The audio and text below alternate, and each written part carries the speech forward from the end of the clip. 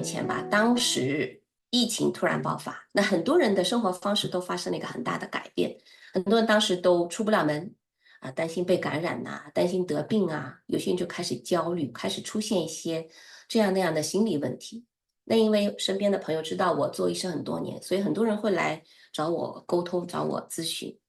那也许这个时候，我刚才给大家看的特鲁多的那句话，时时去安慰，就真的得到了一个体现。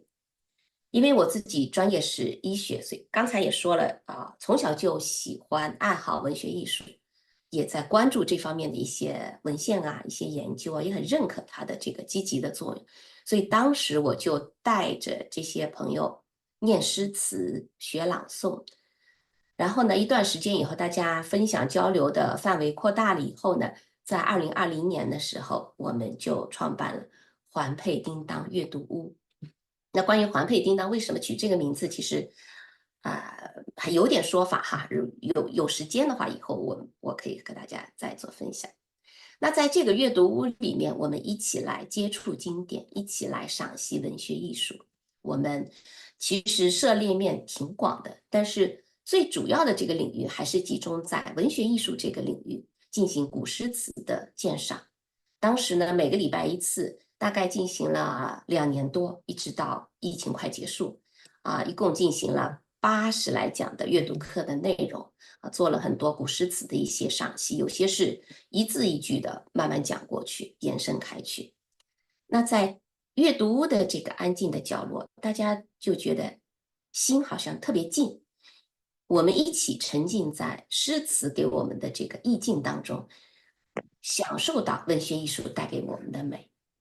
这些诗词、这些文字对情绪的安抚、对性情的调养、对心灵的滋补、对身心健康的完善，大家都越来越能够从内心里感受到。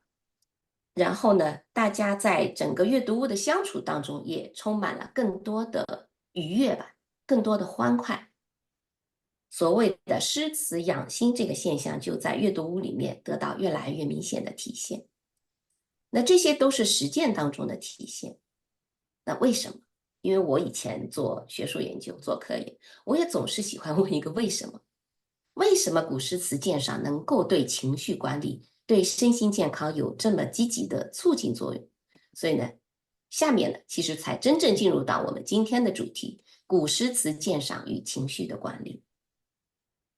我们都知道，中国是一个诗的国度，古典诗文经历了几千年的岁月，淘洗流传下来，是我们民族文化的精髓，也是传统文化当中的奇丽瑰宝。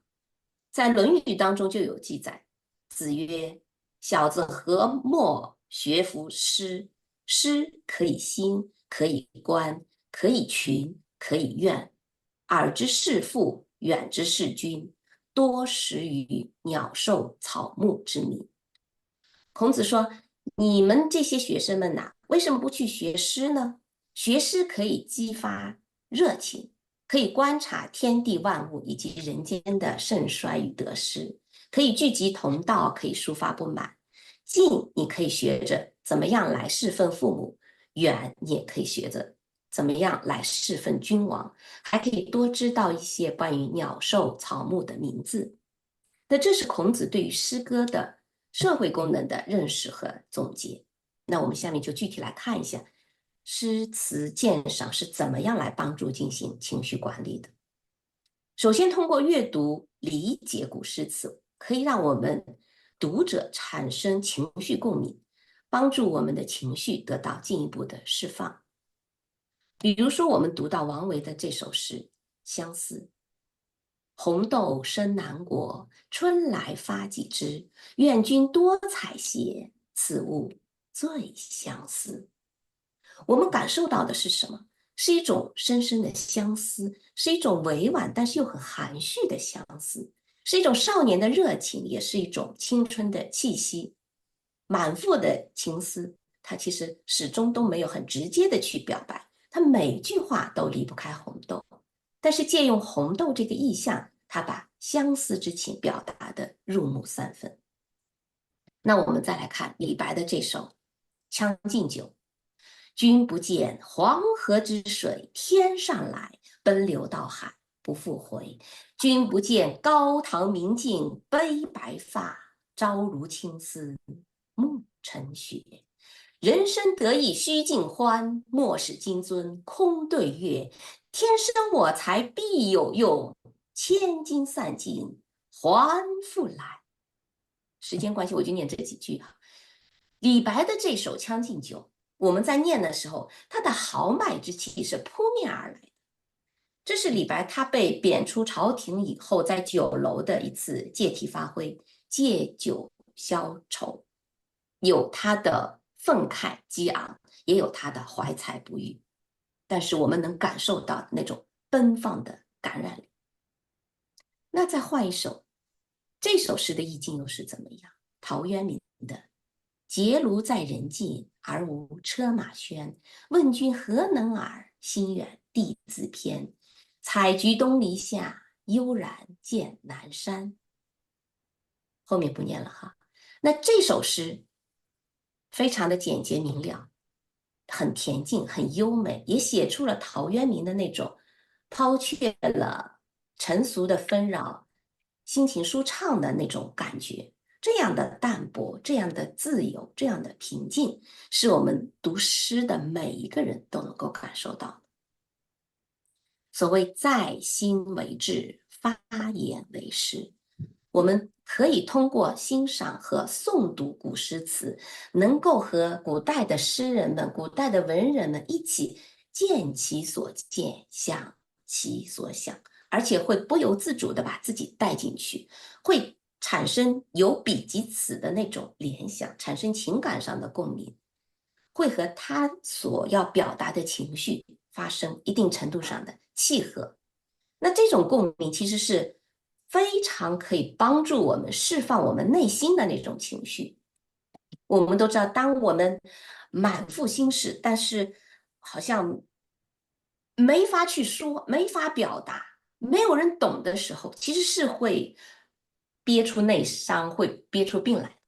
特别是在我们情绪波动很大的时候，在我们情绪压抑的时候，如果恰恰有那么一句诗，正好说出了我想要说的，表达出了我想要表达的，我满腔的情绪终于有人替我说出来了，可以进行一个很及时的、很有效的宣泄，那种酣畅淋漓，那种伯牙子期，那种世界上终于有人懂我，李白真正走入了我的内心。这句话，这首诗描述的就是我想说的。那这样一个情绪的出口是非常有助于我们来很好的控制情绪，来进行情绪的调节和平衡的。这是对我们的影响。但如果我们反观那些诗人，李白、苏轼、杜甫等等等等，不也正是因为通过诗词，他们也表达出了他们自己当时的想法，把自己当时的情绪得到了一个非常及时的抒发，非常及时的宣泄。那这种情绪的抒发和宣泄，对我们来说是一种同感，是一种共鸣，但是对于他们自己的身体健康，何尝不也是一种好处？那这种好处，我想最简单明了的，就是我们来看一下这些诗人到底活多长。我们知道，古代人他的平均寿命是非常低的。杜甫有一句名句叫做“人生70古来稀”，也就是说，自古以来能活到70岁以上的人很少。那古代哈，那现在很多。当时即便是生活很优越的皇帝，也很难长寿。从秦始皇到光绪，中国的这些皇帝们平均的寿命，大家猜一下，他其实不到40岁。唐朝、宋朝是中国的盛世，那个时候皇帝可能操心的事情相对可以比较少一点，皇帝的平均寿命也才是46岁。唐朝皇帝平均是46岁，宋朝皇帝平均47岁，也就多了1岁而已。但是我们来看看这些诗人，这个群体他们是惊人的长寿。我们最熟悉的诗人，你看像陆游、苏轼、白居易、黄庭坚、李白、王安石，看看他们的寿命，这儿写了，都要达到60岁、70岁，甚至85岁。包括是我们的婉约派词人李清照，他天天写的都是一些凄凄惨惨戚戚的这些词，他也享年71岁。而且这些并不是个例，我们不是有本叫《唐诗鉴赏词典》当中，如果我们去看一下，有数据的哈，有寿命可查的，其中的80位诗人，平均的寿命60岁。宋词鉴赏词典当中，有寿命可查的137位词人，平均的寿命64岁。那当然，这些诗人的长寿和他们的生活方式、和他们的心态呀、生活习惯啊、饮食习惯啊，都有一定的关系。但是不容否认的是，诗词创作的本身可能对他们也是一种情感宣泄的方式，是可以帮助他们保持心境的平和，保持不要长期的经受一个过度的精神的压力。